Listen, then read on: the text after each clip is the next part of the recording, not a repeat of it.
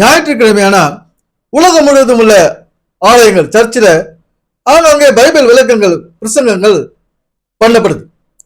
நம்ம போடுறோம். போயிட்டு என்ன எதுக்காக போறோம்?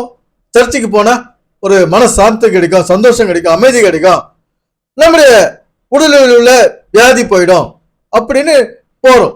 நம்ம குடும்பத்தில் உள்ள பிரச்சனைக்கு போயிட்டு சந்தோஷமா இருப்போம். இதுக்காக தானே போறோம். அப்படி இல்லைன்னா ஒரு கடமைக்காக போறீங்களா? எதையோ ஒண்ணு நினைச்சு போறோம். என்ன ஆனா நாம செய்ய வேண்டியது என்னங்க? அதை செஞ்சாதான் இந்த உலகத்துல நாம ஆரோக்கியமாகவும் ஆசீர்வாதமாகவும் இருக்க முடியும் அப்படின்னு எந்த பாஸ்டர்களும் சொல்றது கிடையாது.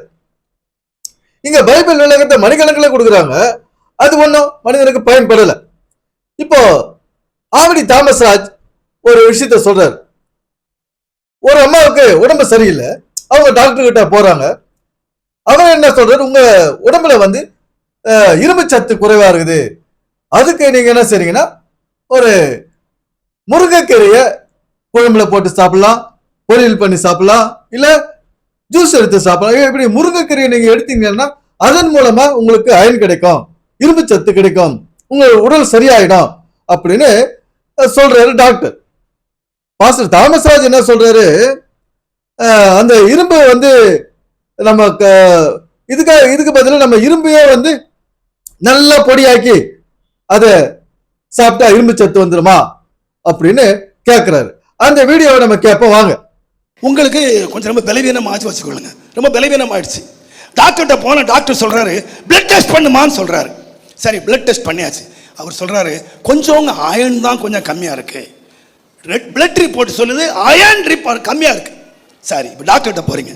டாக்டர் என்ன சொல்லுவாரு, அயன் கம்மியா இருக்கு, இரும்பு சத்து கம்மியா இருக்கு, என்ன செய்யலாம்? அந்த இரும்பு கடையில் போய் ஒரு 100 கிராம் இரும்பு வாங்கிட்டு வந்து நல்ல பொடிய நசுக்கி காலையில் ஒரு ஸ்பூனு, மத்தியானம் ஒரு ஸ்பூனு, ராத்திரி ஒரு ஸ்பூனு நல்லா குடிச்சு சூட பாலை குடி, என்ன வந்துடும்?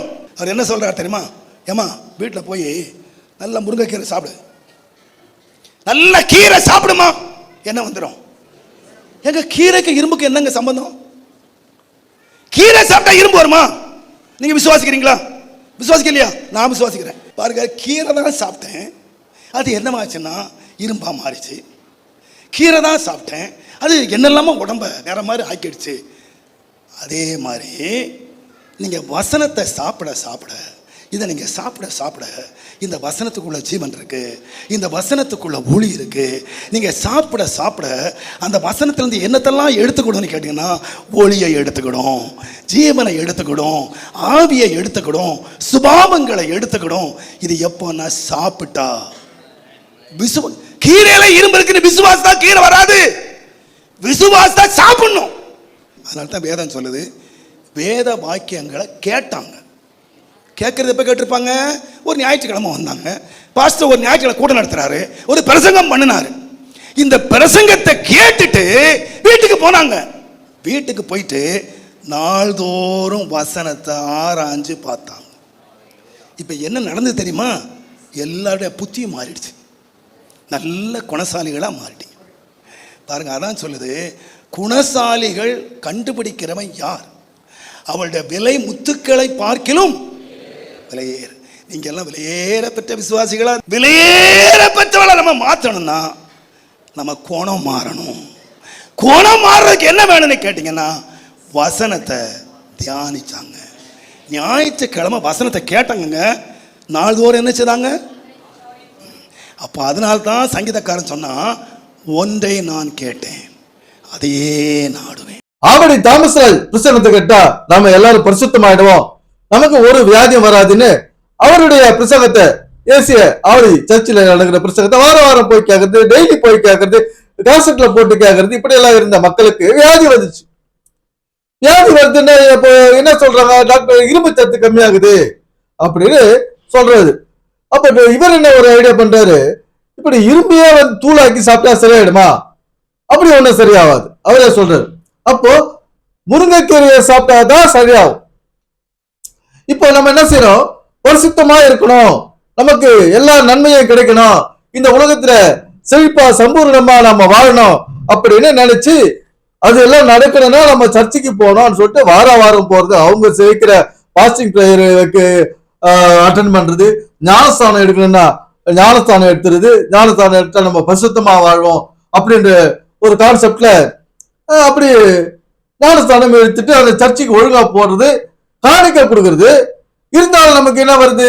வியாதி வருது, வாழ்க்கையில முன்னேற்றம் இல்லை, கணவன் மனைக்குள்ள சண்டை, பிரிவினை, பல பிரச்சனைகள், அண்ணன் தம்பிக்குள்ள பிரச்சனை, அப்பா அம்மாவுக்குள்ள பிரச்சனை, குடும்பத்துக்குள்ள ஏகப்பட்ட பிரச்சனை, அது கணக்கிலே அடங்காத பிரச்சனை. ஏன்னா எந்த பிரச்சனை எப்படி தீர்த்து வைக்கிறதுன்றாது குழம்பிக் கொண்டுக்கிறோம் இன்னைக்கு நம்ம. ஏன் இந்த தாமஸ் ராஜ் பண்ற பிரசங்கத்தை மணிக்கணக்கில் கேட்டதுனால நமக்கு வாழ்க்கையில பிரச்சனை ஆயிப்போச்சு. குடும்பத்துல சந்தோஷம் இல்லை, சமாதானம் இல்லை, ஆரோக்கியம் இல்லை, உடம்புல இருக்கிற சக்தி எல்லாம் குறைச்சிட்டாரு, எடுத்துட்டாரு இந்த தாமஸ் ராஜ். ஏன் சர்ச்சுக்கு வாங்க, நீங்க தூங்காதீங்க, முடிச்சிட்டு இருந்து ஜெபம் பண்ணுங்க, பைபிள் படிங்க, பாஸ்டிங் இருக்கு, இதையே மாத்தி மாத்தி மாத்தி மாத்தி செஞ்சதால என்னாச்சு? நம்மளுடைய சரீரம் ஒன்றுக்கு உதவாத பாத்திரமா போச்சு, பயன்படாத ஒரு உறுப்பா செயல்படாத ஒரு சரீரமா போச்சு நம்முடைய சரீரம்.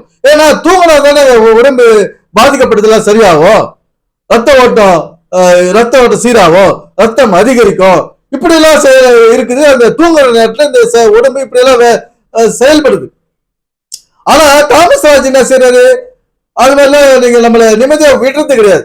இந்த மீட்டிங் அந்த மீட்டிங் வா, ஆவடிக்கு நம்ம சின்ன சர்ச்சில் இருக்கிறோம், பெரிய மேல்பட்டுன்ற ஒரு இடத்துல பெரிய சர்ச்சு நம்ம இடத்த வாங்கிருக்கிறோம், அங்க போயிட்டு பெரிய சர்ச்சு கட்டணும், அதுக்காக நீங்க உங்க கையில இருக்கிற காணிக்கை எடுத்து கொடுங்க அப்படின்னு நம்ம ஒழிச்சு சம்பாரிச்சு போயிட்டு வேலைக்கு போயிட்டு இரவு பகல் பாராது எக்ஸ்ட்ரா டைம் எல்லாம் ஒர்க் பண்ணி காசு சம்பாரிச்சு தாமஸ் ராஜ் கிட்ட கொடுத்து அவர் இப்போ பல கோடியில சர்ச்சை கட்டிட்டு அங்க நிறுத்திட்டார்.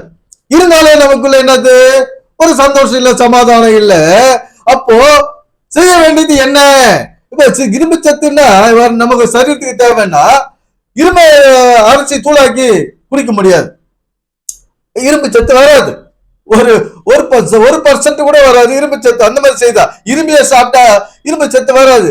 நம்ம எதுல இரும்பு சத்துங்க? முருங்கைக்கீரையில இருக்கு. அது மாதிரி முருங்கைக்கீரை சாப்பிட்டா இரும்பு சத்து. அதனால நம்ம கோயிலுக்கு போயிட்டா நம்ம பரிசுத்தமாயிடும், நம்ம பாசிங் ப்ரேயர் அட்டெண்ட் பண்ணிட்டா நம்முடைய குடும்பத்துல பிரச்சனையே வராது, நம்ம குடும்பத்துல பணப்பற்றாக்குறையே வராது அப்படின்னு நினைச்சிட்டு கோயிலுக்கு போறதுனால இன்னைக்கு என்னாச்சு? பணப்பற்றாக்குறையிலே இருக்கிறோம், குடும்ப பிரச்சனையிலே இருக்கிறோம், கணவன் மனைவி பிரிஞ்சு டைவர்ஸ் அடிக்க போகுது. இப்படி நம்ம செய்ய வேண்டியது என்ன? அதை செய்ய தகாது செய்கிறோம். அத பைபிளே சொல்லுது, நான் சொல்லல, பைபிள் சொல்லுது, செய்யத்தக்கவைகளை செய்யாமல் செய்ய தகாதவரை செய்து வந்தீர்கள் அப்படின்னு இந்த பைபிள் சொல்லுது. இந்த மாதிரி நம்ம செய்ய வேண்டியது என்ன? அதுதான் செய்யணும். இந்த பாஸ்டர்கள் பைபிளுக்கு இல்லாததான் பேசுவாங்க, மனிதனுக்கு தேவையில்லாததான் சொல்லுவாங்க, மனிதனுடைய வாழ்க்கையை ஒத்து வராத விஷயத்தை தான் பேசுவாங்க, நடைமுறைக்கு வாழ்க்கையை ஒத்து வராத விஷயத்த உங்க வேதத்துல இருந்து விளக்குவாங்க. அதெல்லாம் நம்ம நம்பிக்கிட்டு இருந்தோம்னா இன்னும் நம்ம கஷ்டம் தீராது. ஏன்னா நம்ம செழிப்பா, ஆரோக்கியமா, வியாதி இல்லாத, வறுமை இல்லாத நம்முடைய சந்ததியை நாம செழிப்பா இருக்கணும்னா இதெல்லாம் செய்யணும். இதெல்லாம் செஞ்சாதான் நாம ஆரோக்கியமாகவும், கஷ்டம் இல்லாத, வறுமை இல்லாத, பணப்பற்றாக்குறை இல்லாத நம்ம செழிப்பா வாழ முடியும். இப்படி செயல்படுறதான் இந்த இருமையாக அரைச்சி குடிக்கிறதுக்கு தான் இந்த சபைக்கு கட்டிட சபைக்கு போய் கை தட்டின்னு பாட்டு பாடினு 4 மணி நேரம் உட்காந்து இடுப்பு வலிக்க, அதுக்கப்புறம் வந்து தூங்கிக்கின்னு சோர்வோடு அங்க போய் உட்காந்து, அதுக்கப்புறம் இங்க வந்து இடுப்பு வலிக்குது, கால் வலிக்குது, கை வலிக்குது, பாதம் வலிக்குது, நரம்பு எல்லாம் வலிக்குது, கண்ணெல்லாம் வலிக்குது, நெத்தியெல்லாம் வலிக்குது, கழுத்தெல்லாம் வலிக்குது, முதுகெல்லாம் வலிக்குதுன்னு சொல்லிக்கிறதுல என்ன இருக்கு? வசனம் என்ன சொல்லுது? வலிய போக்கத்தான் எங்க வசனம் அந்த வழியை சொல்லுது. இந்த ஓய்வு நாள்ல ஓய்வு எடுக்கணும், அப்பதான் நம்மளுக்கு நல்ல ஒரு வழி போகும். இந்த 7வது நாள் ஓய்வு நாள்னு சொல்லிட்டு நம்ம ஆலயத்துல போய் உட்கார்ந்துட்டோம்னா நமக்கு வலி கண்டிப்பா இருக்கதான் செய்யும். ஏன்னா நம்ம சரீரத்துக்கு ஒழிக்கும் போது உடம்புக்கு ஓய்வு கொடுப்பதே இந்த 7வது நாள் ஓய்வு நாள் பைபிள சொல்லிக்குது.